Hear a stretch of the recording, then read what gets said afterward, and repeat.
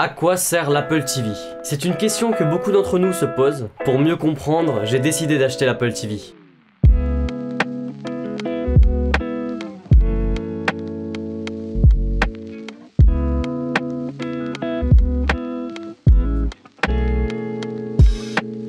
L'Apple TV, c'est un produit qui n'est pas beaucoup mis en valeur par Apple, et pourtant, si vous êtes étudiant, il vous est déjà arrivé de vouloir acheter une bonne télé, pour pas trop cher.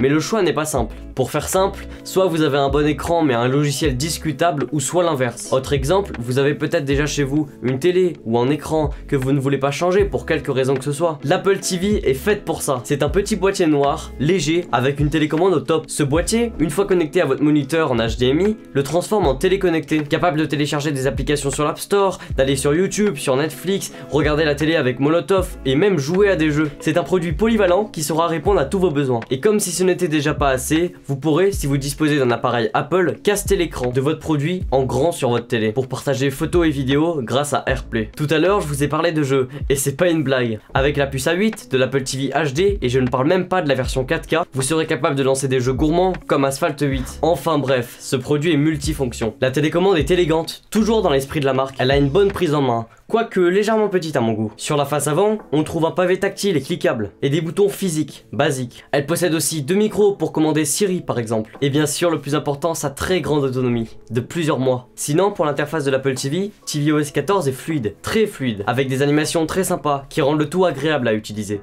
Un gros travail d'expérience utilisateur a été fait, puisque la page d'accueil est claire et précise. On retrouve toutes nos applications sur l'écran d'accueil, que l'on peut ouvrir et quitter en un temps record. En plus de ça, Siri améliore grandement l'expérience utilisateur, à l'aide de certaines commandes vocales, comme « Qu'est-ce qu'il a dit ?» Active les sous-titres. Lance YouTube. Même si on connaît déjà certaines fonctions, c'est d'autant plus appréciable sur l'Apple TV. Siri semble tout à fait logique sur un tel produit, un produit qui sera le cœur de votre logement connecté. Un autre détail très important, la saisie via clavier. C'est une bénédiction. Lorsque vous êtes sur la barre de recherche, vos appareils Apple connectés au même compte iCloud que l'Apple TV détectent votre recherche et se transforment en clavier ou en télécommande pour l'Apple TV. C'est très pratique parce que c'est pas toujours facile de pointer les lettres lors de votre recherche, alors qu'avec un clavier, même pas besoin d'acheter un clavier Bluetooth, il vous faut juste votre appareil Apple que vous utilisez quotidiennement pour rechercher tout ce que vous voulez.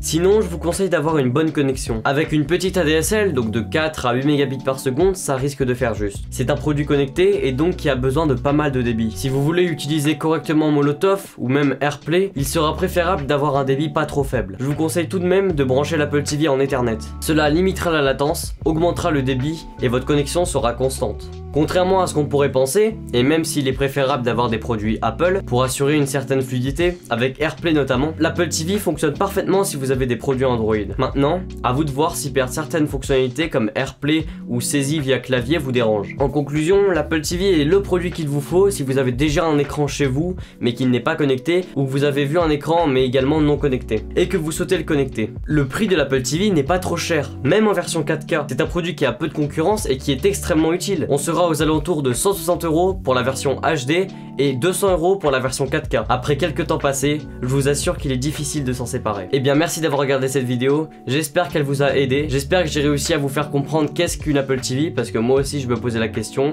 et donc après l'avoir acheté, j'ai donc pu comprendre et vous l'expliquer. Si la vidéo vous a plu, vous pouvez la liker, vous pouvez vous abonner à ma chaîne YouTube, partager la chaîne à plus de monde pour la faire découvrir, je vous en remercie.